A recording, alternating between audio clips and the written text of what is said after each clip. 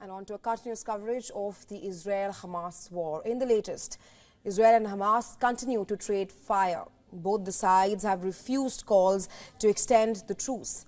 Israel says it has pulled back mediators from Qatar, while Hamas says that another exchange of prisoners and hostages will only take place after a permanent ceasefire.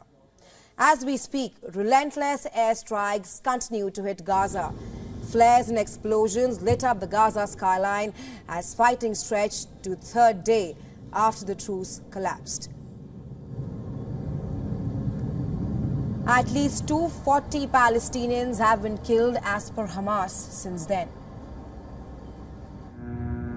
Rockets have also been fired from Gaza towards Israel.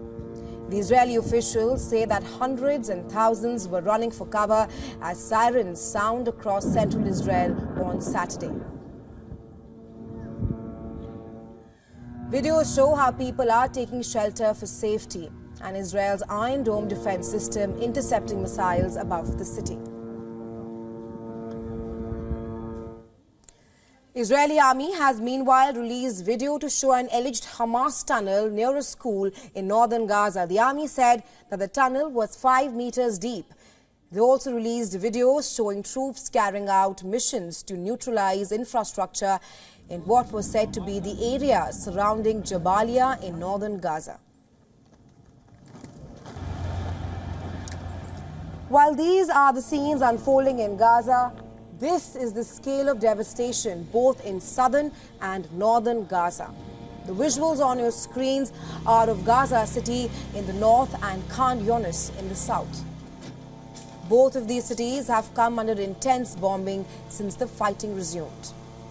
Well, families were seen fleeing their homes as they got struck by the Israeli strikes. And this is the Al-Shifa hospital in Gaza City. It has often been targeted by the Israeli forces since the beginning of the war. And dead bodies have been arriving here by truck, car and even horse-drawn cart. What you see at the moment is the devastation in southern Gaza. After 2 months of war, civil order is up for a toss. People have now resorted to loot 8 trucks that have been arriving in the territory. People were seen climbing on top of trucks, transporting humanitarian supplies in Gaza. As per reports, only 2 fuel trucks and 58 trucks were able to enter Gaza on Saturday. Israel says it has pledged to allow humanitarian aid to enter Gaza. However, it has urged civilians to evacuate to safe areas as it will continue hitting the targets in Gaza.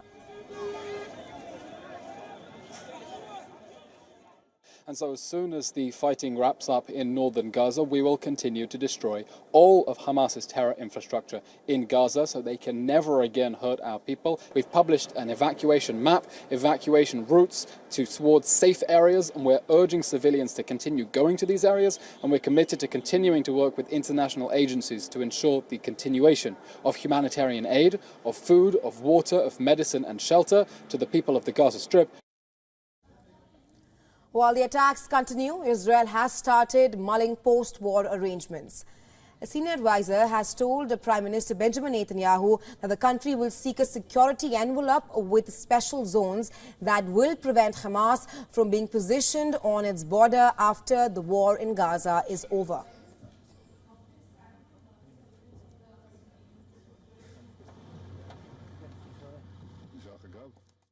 So we have spoken that in the framework of the post-conflict relationships, Israel will have to have a security envelope.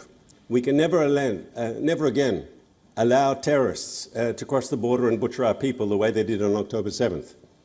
And we can't take our eye off the ball.